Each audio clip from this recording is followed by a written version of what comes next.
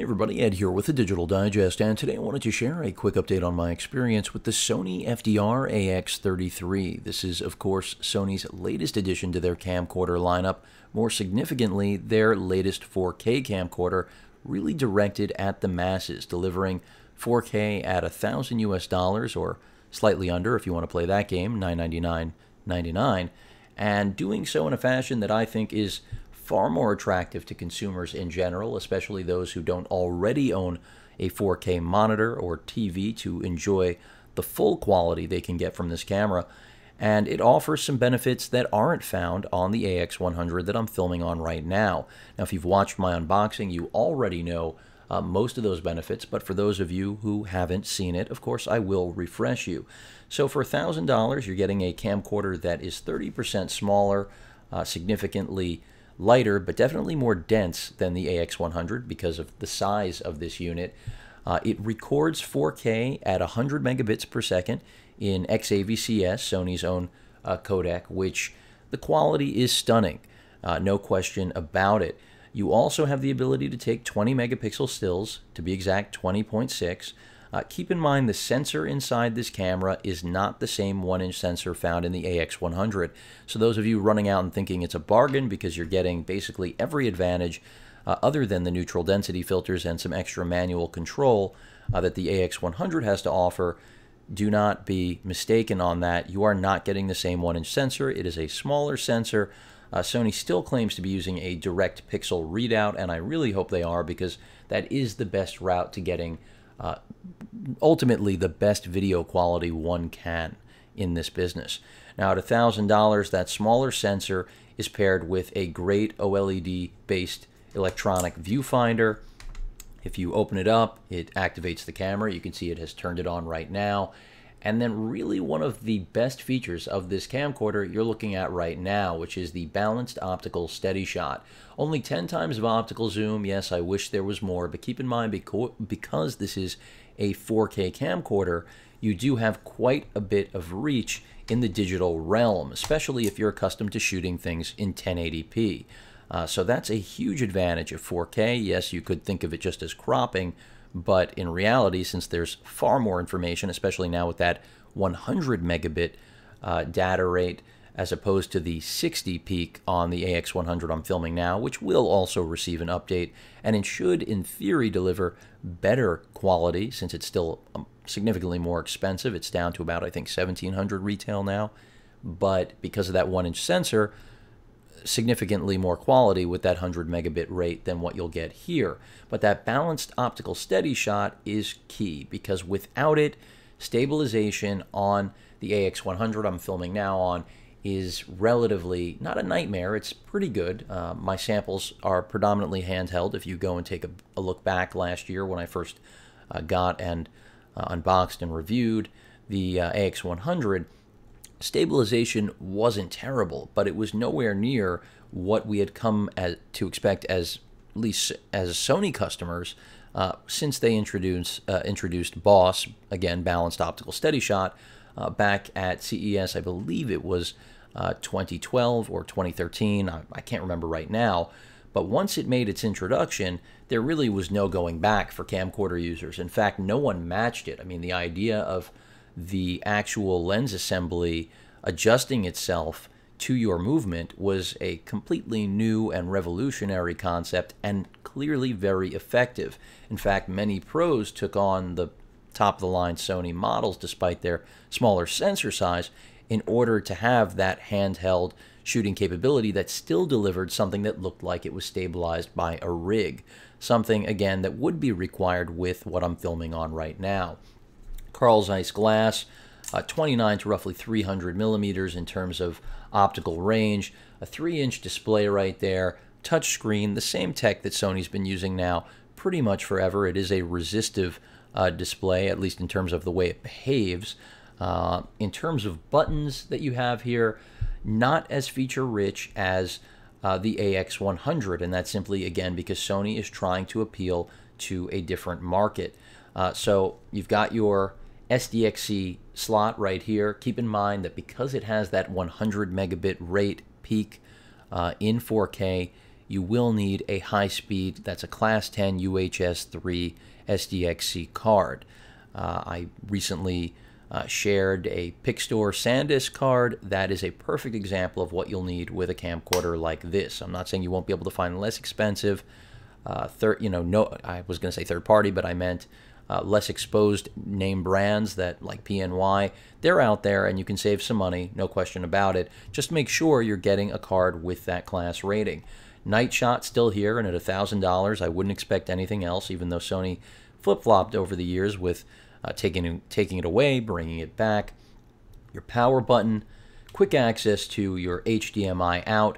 Now this is one area that if you are a pro, an amateur, even an enthusiast, you may be disturbed with this camcorder. This is one of the drawbacks that I will mention, and that is that the AX100 I'm filming on, you can use an external monitor and still capture 4K video. With this camcorder, I can confirm you cannot do that. So if you're using the HDMI out as a preview, essentially, no 4K video capture is going to occur. And that will disappoint some of you, but not all of you, but definitely worth mentioning.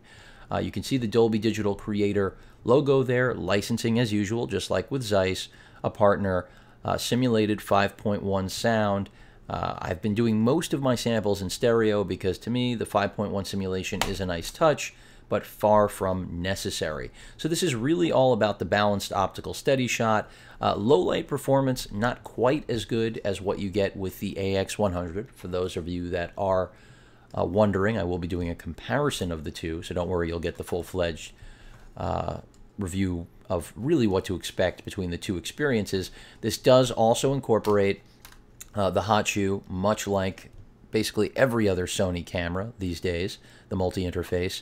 And that will allow you to not only mount accessories on here of all different sorts, but how about other cameras like the 4K action cam that I should be getting from Sony soon to share with all of you, sometime this week or next. So for those of you that are waiting to see what that's like, a much smaller sensor than what you'll find here, but $499, and of course one of the smallest 4K action cams ever made. Well, the first action cam, but right up there with GoPro. I would argue a better product because Sony just has the expertise in sensors that GoPro could only dream of having, and that's not a knock at GoPro. It's just a matter of who is the digital imaging giant these days. Your rocker right here for the zoom I found to be very good. Of course, you can assign zoom to the actual ring here at the front of the camera, or you can basically assign anything you want to this. You've got your manual button here, which does exactly what you think, switching between manual modes. Still and video capture switching button to go in between modes right there. So if you want the 20 megapixel stills, you hit this. This doesn't mean you can't shoot stills while recording 4K. You can see the photo button right here. That can be used during video or, of course, dedicated as a still button. Then on the right side of the battery, and this does come basically with the same battery that Sony's been using for years now, and battery life has been good. From what I've seen, a little over 2 hours, which is solid for out of the box. Of course, you can get an extended third-party ones as well. Of course, Sony will never recommend that, but I can tell you there are quality brands. They're all over the internet. If you're curious, go ahead and ask, and I will be happy to share. The DC-in is exactly where you expect it. It's in the same position that it pretty much is on every Sony camcorder. And it does take the exact same plug that, again, pretty much every Sony camcorder has for at least a decade, if not more, at least in my personal experience. Your record button right there to start and stop. Power and charge indicator light, or rather LED, right there above it on the right-hand side. And on the right side of the body is where we have basically all of our ports. Single door slides open, giving you access to a mic in as well as a headphone out for monitoring audio, and then Sony's proprietary, but really micro USB, multi-port, which is yet another accessory factory. You've got NFC contact point, which is going to allow you to basically trigger all types of functions and controls in the AX33, much like on other Sony cameras and camcorders, but this is the latest and greatest. Ustream, all sorts of different applications. I haven't gotten that far into those elements yet because they are, in my opinion, definitely secondary. This is more about getting 4K at the most cost-effective performance to price ratio ever introduced by a manufacturer. And even though we don't have that 1-inch sensor, we still have a great result. And from what I've seen so far, all of the video I've shot with this, while slightly softer than the AX100, is still exceptional. And then when you take into account that you've got the balanced optical steady shot, that for many users will put it in a different class altogether and make it more desirable, even despite the slightly softer images, because of the fact that it's delivering handheld quality in terms of stability that, as I mentioned in my unboxing and earlier in this video, would otherwise require a system. So that in itself is not only a great convenience, but it saves money. It saves your back, shoulder from carrying extra equipment. So there's really very little to dislike about this camera. Of course, its price is also going to go down, which is yet another benefit. No onboard flash here, which is something that Sony has occasionally built into cameras of this nature. In this case, we don't have it. I do like that we have the traditional blade style cover for the lens itself. I don't know why on shipment this was open. All Sony had to do was power it off with, it closed, so then the lens wouldn't have been exposed in shipment. I'm not sure if something happened, at least from where I purchased it from, but at any rate, it's definitely more convenient than having a regular lens cap like the AX100, but that's just a matter of personal preference. The AX100, again, a different beast altogether. You do have a thread here for filters. I believe it is a 62mm thread. I'll correct that if I'm incorrect. But it's just so far been a pleasure to use. I can't reiterate that the size and the steady shot, despite the smaller sensor, make for not only is it more affordable, but far more practical camcorder, because the AX100 is amazing, but when it comes to travel and taking it with me places, far from ideal because of its size. A big advantage it does have, though, is because of that 1-inch sensor, better low-light performance, as well as better still imaging. On the flip side, this camera, quicker to autofocus because of that smaller sensor, and that's just inherent in any camera or camcorder. In fact, that's why camcorders generally stick to smaller sensors and don't go to the 1-inch size like the AX100 here, or dare I bring in something like the VG900 in the full frame class. I mean, forget about 1-inch, right? But only 1080p there. Of course, you can also shoot in lower quality. If you don't desire 4K, which I recommend shooting in anyway, you can shoot it in 30p or 24p and play with the bitrate there. Then you can step down to traditional AVC HD and capture base 1080p at 28 megabits. You can, of course, also capture 1080p in XAVCS like the AX100. So you have a lot of different video options. And then last but not least, for sharing purposes simply, you've got MP4 capture. Quick look at some of the menus for those of you that are curious. Go ahead and give you a tight shot of this, bring you in close. Just quickly take you through it so you get an idea of what to expect. Of course, the zoom controls, like Sony has always had, are there. But then you can see we've got shooting mode, camera and mic, image quality and size, wireless, playback function, edit copy, and setup. So of course, if you go into shooting mode, you're just going to get the options that you would expect: movie, photo, and then they have also, of course, the smooth recording mode, the golf shot, and the high-speed recording. And the high-speed tops out at 120 frames per second. You can see the screen basically giving you a full 180 degree rotation. And it's what you would expect.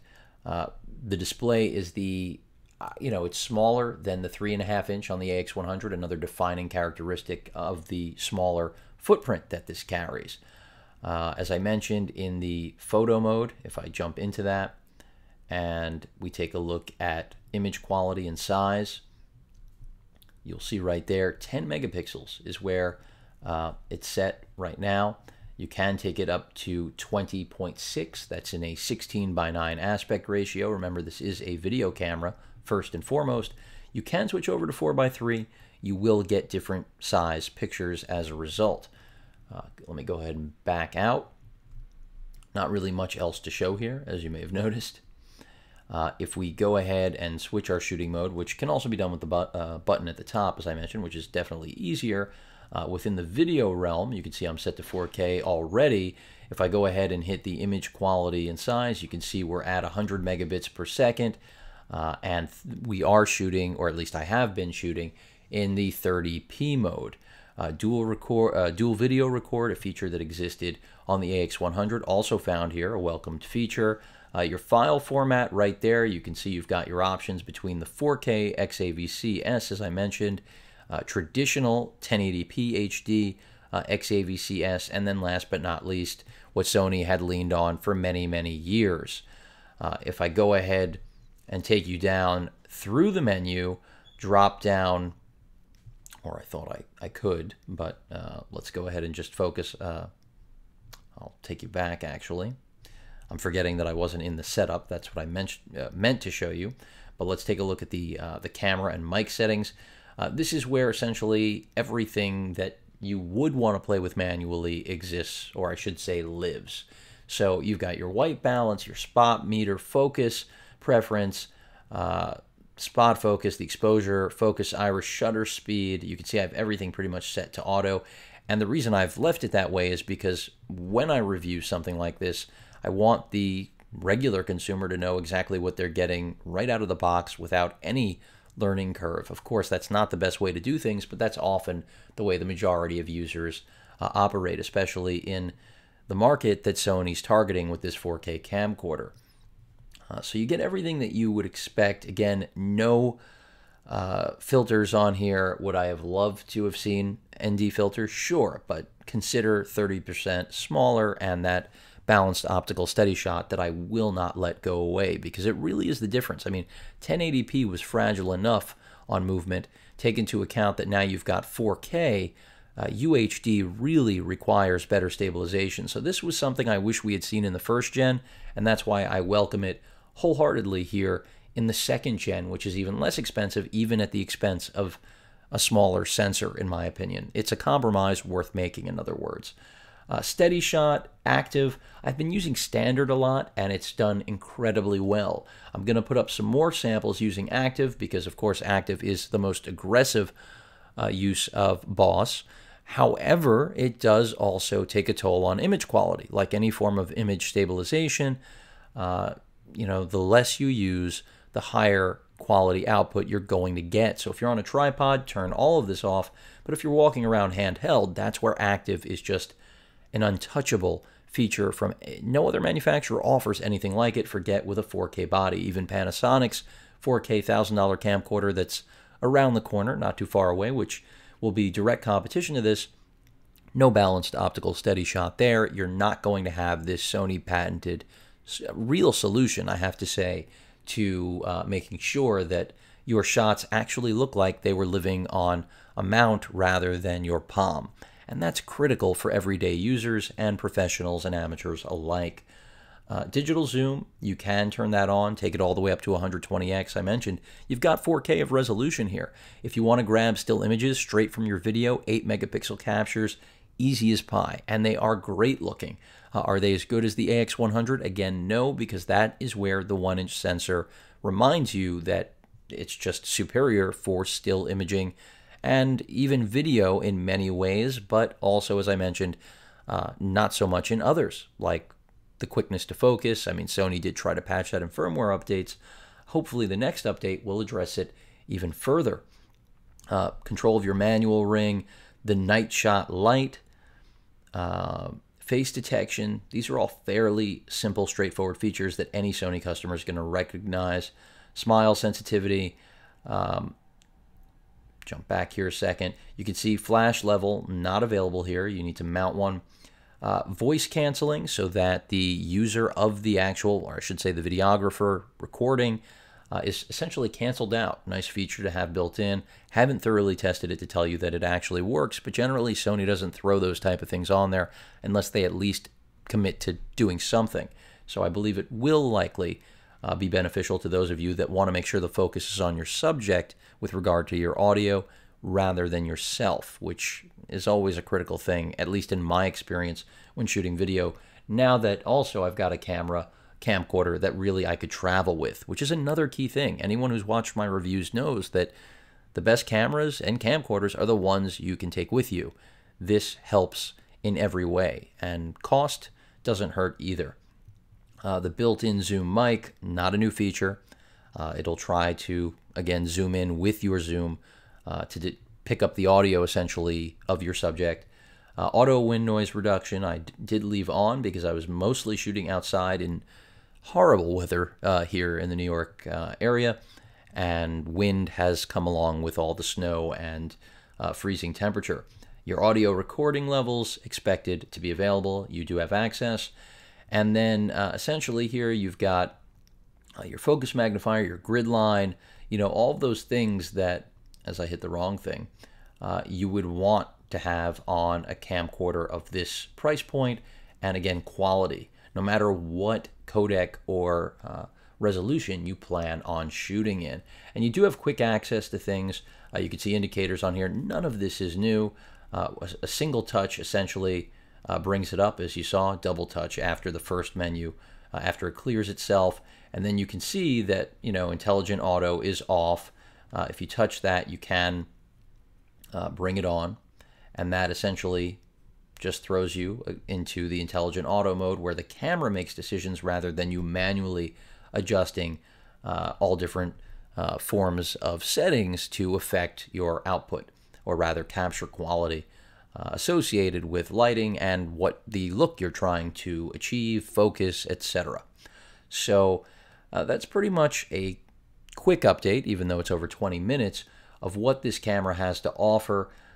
Again, the size, the balanced optical steady shot, these are things that right now you just can't get anywhere else. In fact, 4K at $1,000 in this quality doesn't exist from anyone else. And when it comes to playback, I'm not going to get into that today. I'll save that for the full review. Editing copy, another nice feature, not a new thing. The setup, I'll take you through that quickly. Nothing groundbreaking here. Whether you want to format your SDXC card or memory stick, if you actually own one of those, format it, repairing the database, your file volumes, data code, volume, music, the TV type. This is, again, regarding playback, the HDMI resolution. If you leave it on auto, it will auto detect. So for those of you wondering, will this output 1080p? Of course, but it will also output 4K, and that's all via the HDMI port right here that I showed you a little bit earlier. Control for HDMI, USB connection settings. I mean, everything is here that you would expect. The beep, which of course I turned off, the most annoying thing on earth on Sony cameras. Monitor brightness you can control in order to preserve battery life. The record lamp, which is really just the red LED letting you know whether you are recording or not. Calibration, which is another great thing. Battery info for health, conditioning, power save mode, and of course initializing, and the demo mode. And I'll throw on the demo mode quickly just to show you. We'll do 30 seconds. Don't need to start it in 5 minutes.